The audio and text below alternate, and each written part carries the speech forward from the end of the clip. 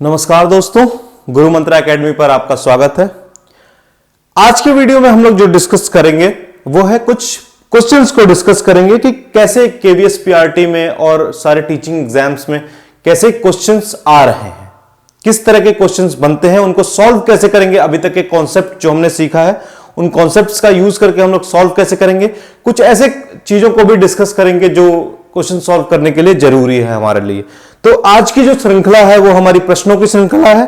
प्रश्न हम लोग इसमें डिस्कस करेंगे। तो हमारा पहला प्रश्न क्या है, आइए प्रश्न को मैं बोर्ड पे लिखता हूं। तो हमारा पहला प्रश्न है,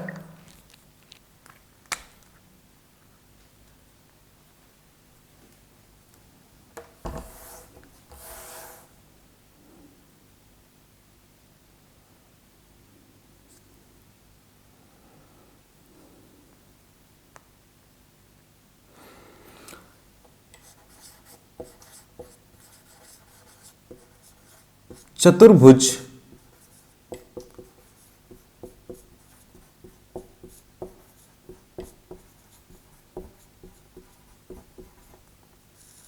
कि कोणों का अनुपात 1:5:3:9 है, तो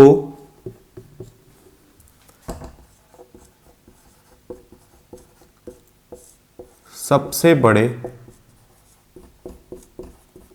कोण का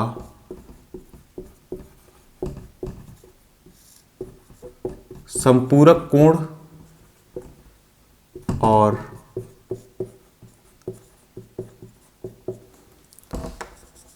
सबसे छोटे कोण के पूरक कोण का योग क्या होगा। तो ये हमारा क्वेश्चन है। इस क्वेश्चन को सॉल्व करने के लिए हमें दो तीन चीजें चाहिए। क्या चाहिए? पहले बात तो हमें यह पता होना चाहिए कि चतुर्भुज क्या होता है।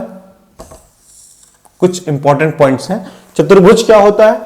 दूसरी बात हमें पता है कि अनुपात, जब कोण अनुपात में होते हैं तो कैसे करते हैं इसको सॉल्व।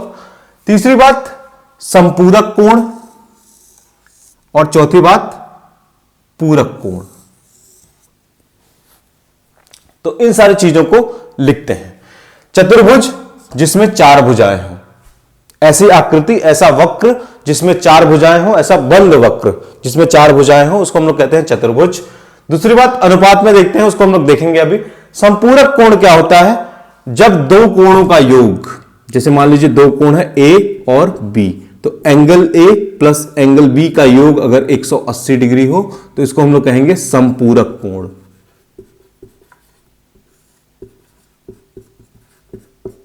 ठीक है, इसको हम लोग कहेंगे संपूरक कोण। इस कोण को हम लोग, इन दोनों कोणों को हम लोग कहेंगे संपूरक कोण। ठीक है, 180 को हम लोग नहीं संपूरक कोण कहेंगे, संपूरक कोण इन दोनों कोणों को कहेंगे। जैसे मान लीजिए अगर एक कोण है 90 डिग्री, तो इसका संपूरक कोण क्या होगा कि ये 180 हो जाए, तो इसका संपूरक कोण होगा 90 डिग्री। यानी कि ये कितना इसका संपूरक होगा कि ये 180 हो जाएगा। जैसे मान लीजिए एक कोण है 30 डिग्री, तो इसका संपूरक कोण कितना होगा कि ये 180 हो जाए, तो 150 डिग्री, है ना। तो संपूरक कोण आपस में होते हैं। ठीक है, संपूरक कोण आपस में होते हैं। ठीक है, जैसे मान लो मैं निकाल लेता हूं कि सबसे बड़ा संपूरक कोण है मान लीजिए 10 डिग्री, तो इसका कितना जोड़ेंगे कि 180 हो जाएगा, तो इसका संपूरक कोण क्या होगा? 170 डिग्री इसका संपूरक कोण होगा, कि दोनों को मिला करके कोण जो है वो 180 डिग्री हो जाए। दूसरी बात, पूरक कोण क्या होता है? जब angle A plus angle B, यानी कोण ए और कोण बी का योग हो जाए 90 डिग्री, तो इसको हम लोग कहेंगे पूरक कोण, या इसको एक और नाम से जानते हैं कोटि पूरक कोण।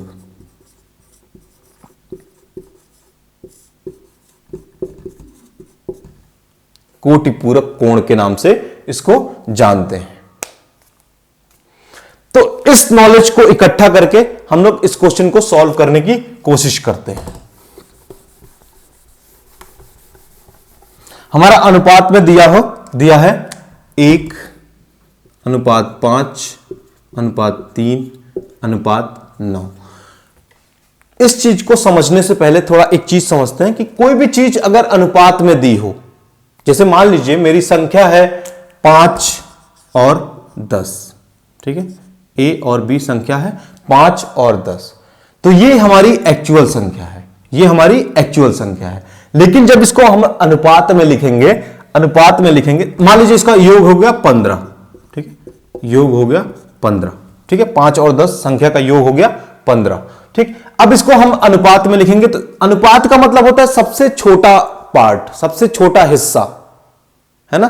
तो 5 और 10 का सबसे छोटा हिस्सा क्या है, 5 है ना। तो 5 को 5 से डिवाइड करेंगे तो 1 हो जाएगा और ये हो जाएगा 2, यानी कि ये जो संख्याएं हैं वो 1 और 2 के अनुपात में है, 1 और 2 के अनुपात में है,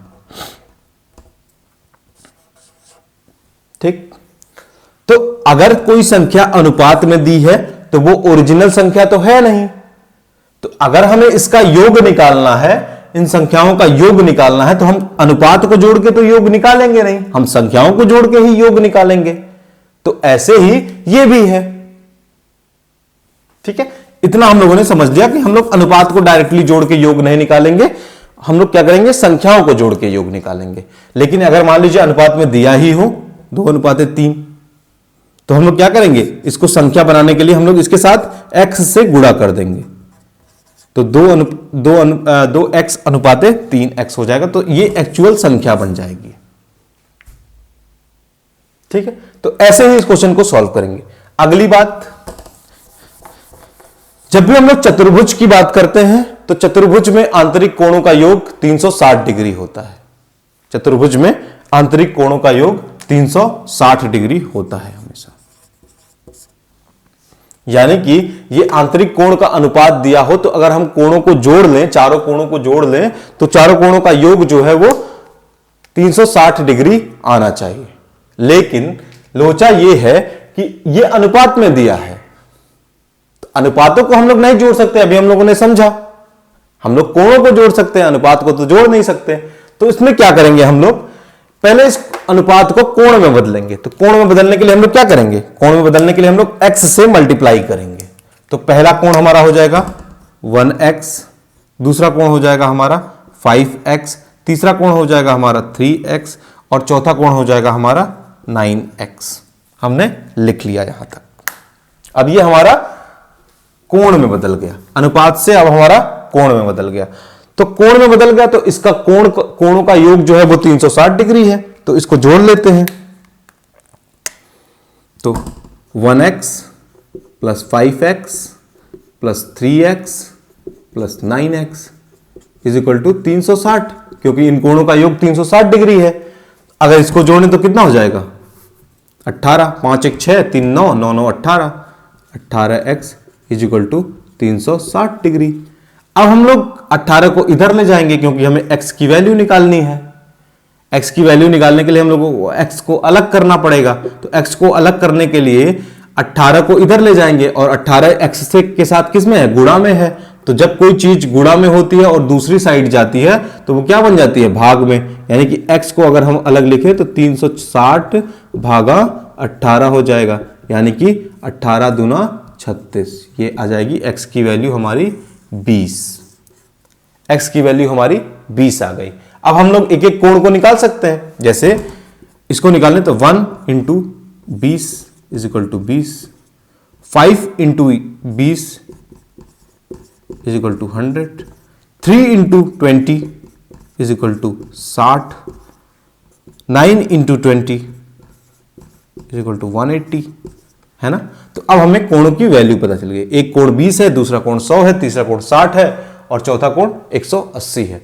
तो अब आते हैं हम लोग अपने क्वेश्चन पे कि सबसे बड़े कोण का संपूरक कोण। तो सबसे बड़ा कोण कौन सा है, सबसे बड़ा कोण यही है।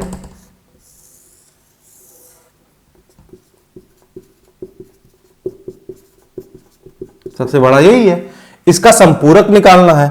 तो मान लीजिए एंगल, ये पहला एंगल है वो 180 डिग्री का है।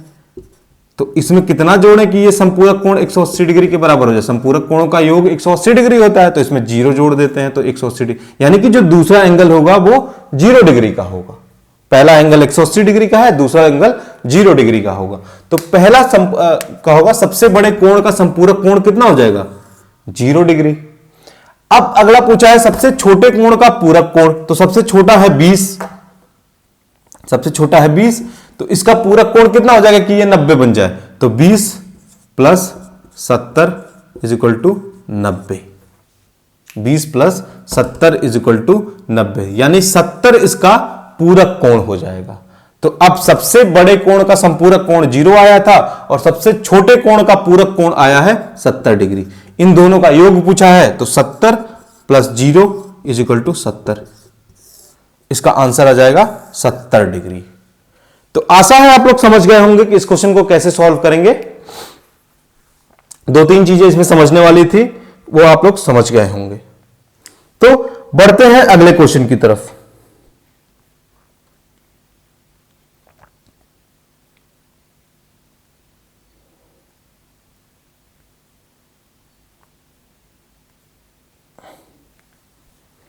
अगला क्वेश्चन हमारा कोण से रिलेटेड नहीं है, अगला क्वेश्चन है हमारा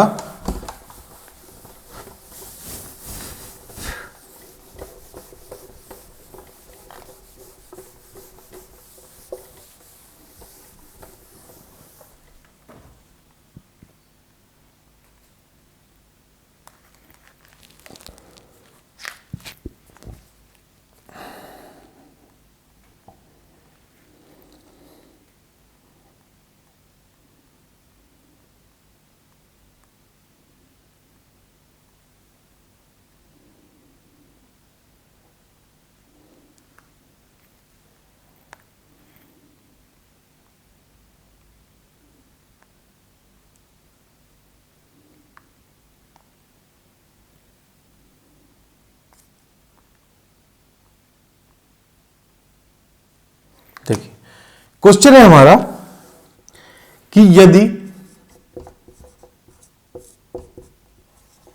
21,168 इज इक्वल टू 2 की पावर a इंटू 3 की पावर b इंटू 7 की पावर c है, a b c एक प्राकृत संख्या है,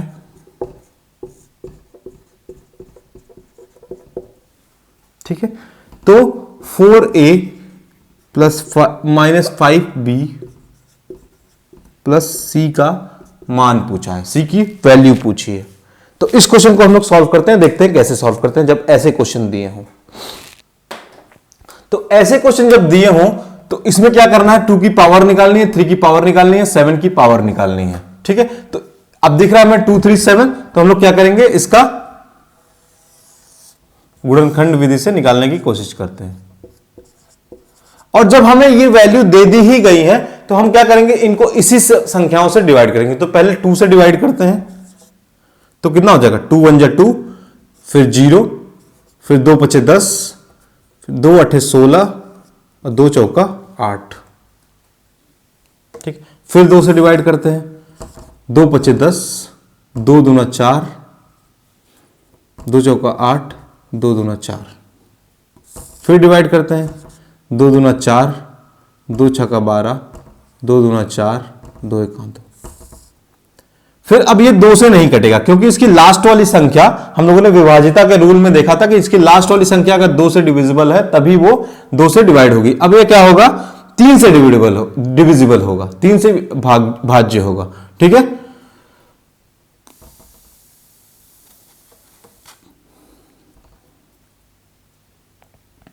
देखते हैं,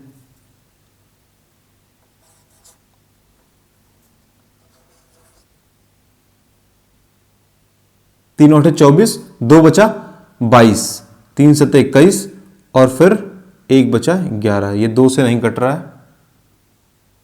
हमने लग रहा है कहीं गलती कर दी। 2 बचे 10, 2 दूना 4, अच्छा 2 दूना 4 आया है तो 1 हासिल बचा, तो ये 18 हो जाएगा। तो ये क्या हो जाएगा, 2 9 18, अब 2 दूना 4, ये सारी गलती हो गई, ठीक है। देखते हैं इसको, फिर 2 से डिवाइड करेंगे तो 2 दूना 4, 2 छक्का 12, 2 चौका 8, 2 छक्का 12, ठीक।